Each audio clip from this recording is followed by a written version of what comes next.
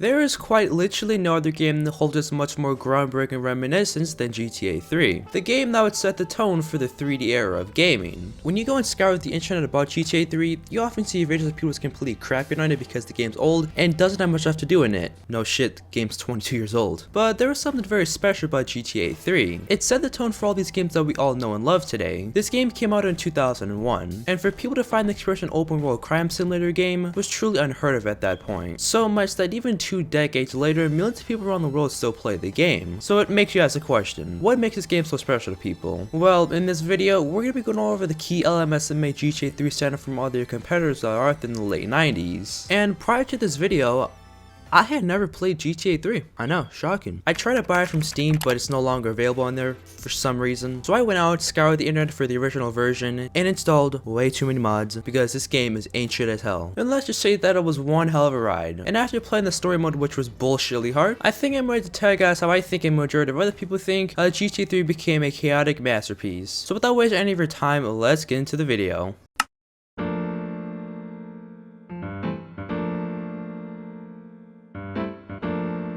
So before we discuss how GTA 3 became a chaotic masterpiece, we first have to go through its background. Rockstar Games began developing GTA 3 shortly after the release of GTA 2. The last two titles of GTA 1 and GTA 2 had very mixed opinions. These two games didn't really have a 3D look and mainly just had the standard 2D top-down view, which many people weren't too fond of. I did go back and try and play these games, but for games that were created in the late 90s, they were, pretty shit. Not every game in the 90s were bad, but these were. But these two games did show that it was very possible to create an open world game. So right after GTA 2 came out, Rockstar Games began getting to work on GTA 3, and they were going to make this like no other game that anybody had ever seen. Leslie Benzie, the former president of Rockstar Games, had said he wanted to have a fully functioning living city within the game, to make it feel more alive than just having 2D pixels on a screen, which was virtually every single game at the time. And Sam Houser, the executive producer, had always felt like a 3D approach would feel way more immersive. So over the next 2 years, the 23 people at Rockstar Games were working the absolute hardest at developing it. They began designing the map of the game. They added motion capture, character dialogue, soundtracks, cars, and a ton of cool stuff that really no other gaming companies were doing back then. And in December of 2000, Rockstar had designed the game in a very dark and gritty look, because previously the game had been designed in a very cartoonish look and it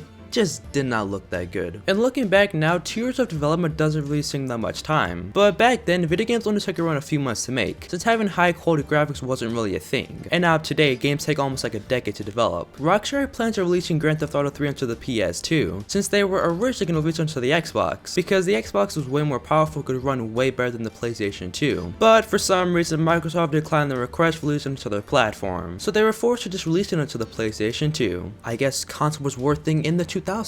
The joke wasn't even funny. As they were getting closer to the time that they were going to release the game, which was set to release on October 3rd, 2001, they continued to finish polishing the game. And in May of 2001, for the first time ever, Rockstar Games were going to show off the beta gameplay footage for GTA 3 at E3. And this was the first time that anybody ever really said anything about GTA 3, because it wasn't like they could just look it up on the internet. I'm just kidding, another fucking internet existed in the 2000s. But as time went on and as Rockstar was getting ready to release his game, tragedy had to strike at the worst possible time. The 9/11 attacks occurred on September 11, 2001 in New York City, about 3 weeks before GTA 3 was supposed to come out. And when this happened, it wasn't like Rockstar could just continue working on the game, because their offices were very close to where the Twin Towers crashed. And for a while, the area where Rockstar's offices were located were closed off for some time, and it made it virtually impossible for them to get any sort of work done. Once their offices opened back up, Leslie Benzie said that was a very depressing vibe. The mood in the office, it was very upsetting, very unnerving and overwhelming. It was the same for us as it was for everybody. But we also felt like we come this close to making this great game, and that despite these problems, just as despite of these problems of Take-Two, it was our duty to finish it. So now Rockstar was in a dilemma of should they cancel this game, because after all, this game is based in New York City, it's based about killing people, and causing chaos in a city that's based off a real estate that just had a terrorist attack very recently. But after multiple meetings with different companies like Take-Two, who owns Rockstar, and Sony, they would make the decision to keep the game, but would take some stuff out of it. They changed the colors of the cop cars so it wouldn't look like the actual New York City cop cars in real life, they changed a few missions, and they were going to change the cover art of the game to the now iconic panel art. So now 3 weeks later, from when they were able to get back into their offices, on October 22nd, 2001, Grand Theft Auto 3 was officially released onto the PS2 and later to the Xbox and Windows 10. And saying that this game became a massive hit would be a massive understatement. This was virtually the first time that anyone ever experienced such an open, free, one world where you could literally do whatever you wanted. Robbing, killing people, driving around, running people over, blowing up stuff. People were blown away by it. The way the game had opened up with its soft piano music playing, with the square box showing what everyone was about to start playing in a few moments. It was truly a very innovative moment in gaming history history. And I'm sure that we all know when this game came out, the media began saying how the game was too violent and bad for kids, when the game wasn't even meant for kids in the first place, but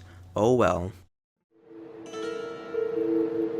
So the plot of the story isn't like GTA 5 where it takes you weeks and weeks to finish. GTA 3 only took me like 3 or 4 days to finish, I think. Probably the most fucking painful 3 days of my life, but you know. The plot of the story is very simple and straightforward. You play as a silent protagonist, Claude, and are always getting different hitman jobs to do for people. The game opens up with a very grueling cutscene of Claude robbing a bank with his girlfriend, Catalina. But as they were escaping, Catalina decides to betray Claude and shoots him thinking he's dead. Sorry, babe. I'm an ambitious girl.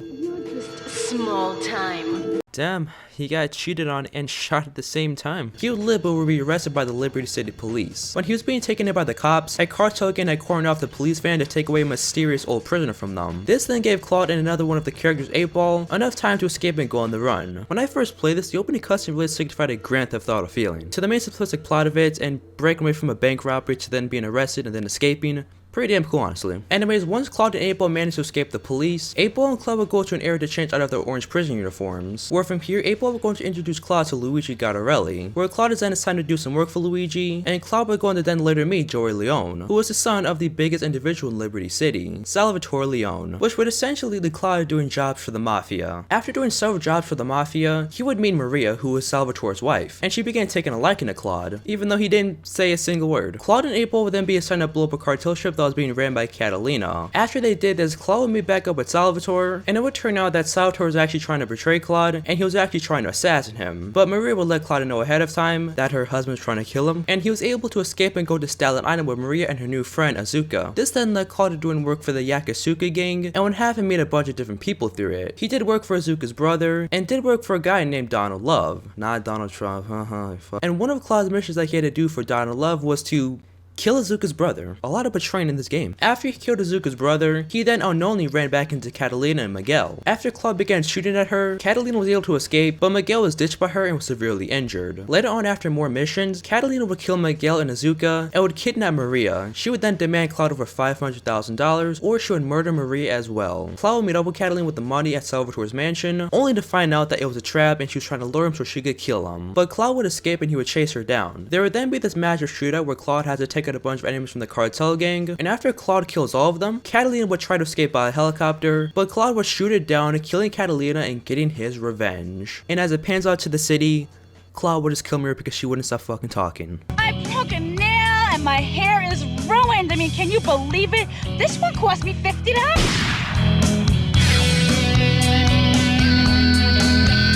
And that's pretty much the story. Obviously, the main plot of the story compared to other Grand Theft Auto games is pretty basic, but I think the biggest misconception that people often get is that a game's story has to be super complex with all these different loopholes for it to be a good story, which is not true. Yeah, the story is very basic and you can probably sum up in one sentence, Claude is trying to get revenge on his girlfriend, but the overall plot and structure of the game's story is really what GTA is all about. Robbing stores, working for mobsters, getting revenge on people, escaping from prison time. A big thing that would have been nice, however, was if the game would allow us to get any insights on any of the characters. Throughout the whole story, we don't get any sort of background of any of the characters whatsoever, and Claude, the main character of the game, is completely radio silent, which is very bizarre. But the reason why Rockstar didn't give us a speaking protagonist was because they wanted him to be more identified by people. They wanted people to remember Claude as a silent protagonist that did horrible things to people without saying a single word, which I guess is a pretty unique tactic. I mean, we all know Claude as a silent protagonist that murders people. If Claude was paid to go kill an entire family, he'd fucking do it. But obviously, unlike other games like San Andreas and Vice City, they would allow us to have more knowledge about who the characters we're playing as actually were, and what their past was like. So that way, it's not like we're playing as random characters that we don't know anything about, and just causing chaos. But now, let's talk about the graphics. I think the graphics of this game were amazing. I'm just fucking bullshitting you. These graphics were shit. But for the time being that this was in 2001, when people first played this game, these graphics were considered amazing. And keep in mind, this was during the time period graphics wasn't really the main focus, and the focus was just to create a fun game. And honestly, for this being released in 2001,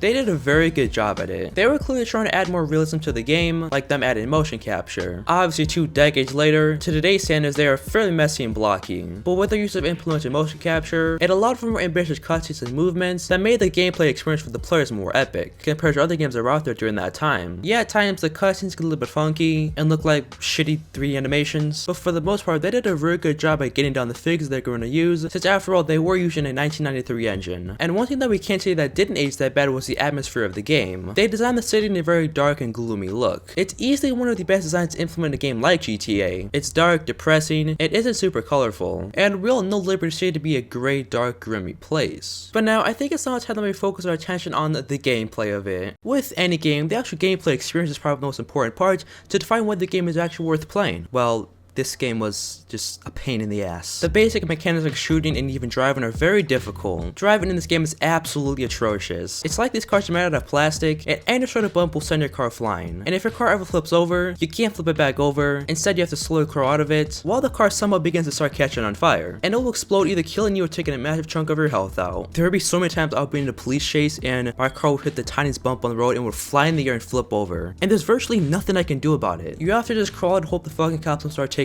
you out. You also can't climb over anything, so a lot of the times you'll be stuck over a tiny barrier that Claw can't get over because he can only jump. And I can't tell you how many times I failed a mission because Claw can't get over a 4-foot blockage. And some of the missions in this game are ridiculously hard. It's like they're designed in a way to make you fail. Espresso should go as a mission that gives you 8 minutes to go around every single island and blow up 9 coffee stands. And pretty much throughout the entire mission, it doesn't even tell you where to go. So you basically have to just navigate your way through 3 different islands and roam around them with shitty controls in only 8 minutes. And if you don't make it in time, then you have to restart it all over again. And doing that 20 continuous times after failing makes you want to take a 6-month break. And it's just so amusing to be playing these missions and seeing how fucking unnecessarily hard they are. The enemy AI is also very broken. They literally have a 1000% shooting accuracy at you, making it pretty much impossible to protect yourself. And the shooting in this game is fucking awful. It's incredibly scuffed, and when you try and zoom in to shoot, it doesn't really give you a clear target to shoot at.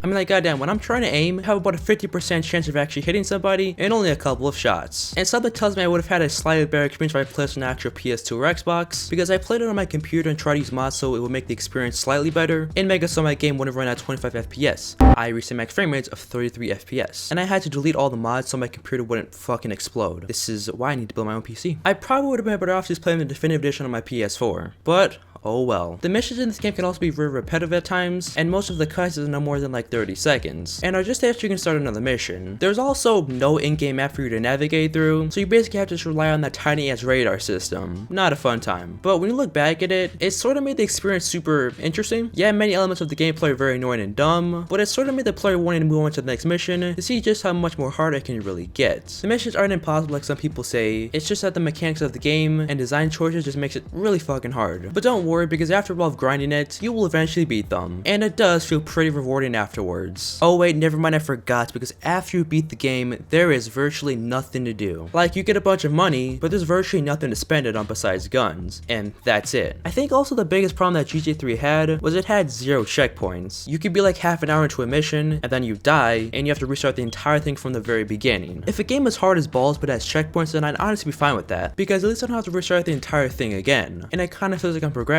But when I'm super deep into a mission and I die and have to restart the entire thing from the very beginning, that makes me not want to keep going. There's no doubt that 20 plus years later, the aspects of the gameplay are very outdated and have aged really badly. Not all. Some of the missions are quite exciting, but just dying over and over and having to restart, get all your shit back, doing the same stuff for hours and hours and dying because it's so hard is not fun to me. The only reason why GTA 3 succeeded in the early 2000s was because at the time it was completely revolutionary. But if a game like GTA 3 came out today with the exact same mechanics, no one would fucking play it. But what about the soundtrack? Every single game has to have a unique soundtrack. And while all the problems I just stated about this game, Grand Theft Auto 3 definitely had an amazing theme song, and it's probably up there with some of the most iconic themes in gaming. A very nice piano starts playing in the beginning where it shows off short little clip boxes of the game itself, where every single time you hear this song, you know it's GTA 3. And the way this piano plays is just perfect. But the only problem was that this is really the only true original song in GTA 3. Obviously in later titles, Rockstar would have way more original music in their games. The rest of the music that was in GTA 3 were all licensed music that would all play on the radio, which were all, you know, good songs. But after GTA 3, what happened after it? Did the game get into DLCs like other GTA games? Obviously excluding GTA 5. After the release of Vice City and San Andreas, they ported GTA 3 over to the Xbox and over to PC, which there would be a few more added features, like them adding first person mode and upgrading the graphics to the Xbox about 20%. And in 2005, Rockstar were going to release Liberty City Stories, which takes place 3 years before the actual GTA 3 story. And of course, for the 20th anniversary, we would get the definitive edition, but I'm not gonna really go over it because, you know, we all know about it. The game just doesn't even feel or look like GTA 3 at all. The gloomy dark atmosphere from the original version is just completely ripped away by its super colorful and blah look of it. And that's honestly why I didn't want to play the definitive edition. First of all, I'm not paying $60 for that, and because I wouldn't be able to get the original experience for the first time. GTA 3 is a very weird game. It was probably the most frustrating, difficultest, bizarre, and captivating experience I've ever had with a video game. The game had a very basic plot to it, but had a million other things that were so apparent in it. But if you just look past GTA 3 and realize what transpired after the game, is what makes it an absolute masterpiece. They created multiple other games but made them better in every single possible way, learning from GTA 3. To the actual gameplay experience, to the story, to character development, to the basic mechanics, even to the graphics. And what can you really expect from a game that came out in 2001? Rockstar Games had virtually no other games to go off. It isn't like today where if you're gonna create an MMO game, you can go find other MMO games for inspiration. In 2001, an open free world crime game didn't exist, and they just had a user idea to find out what would work. And 22 years later, Grand Theft Auto 3 set the tone for the GTA series and gaming as a whole. So if you want to play GTA 3, I would 100% recommend they go and play it. And you can just see how bad some of the aspects of the game are, and just see how gaming has come a long way. But with that being said, that's all for today's video. Go for my Twitter, ScorpionYT. That is the best one for hats before I post my videos. Drop a like if you want to. And this was my first video on this new channel, so let me know how you guys liked it. But anyways, thanks for watching, and I'll see you guys in my next video. See ya.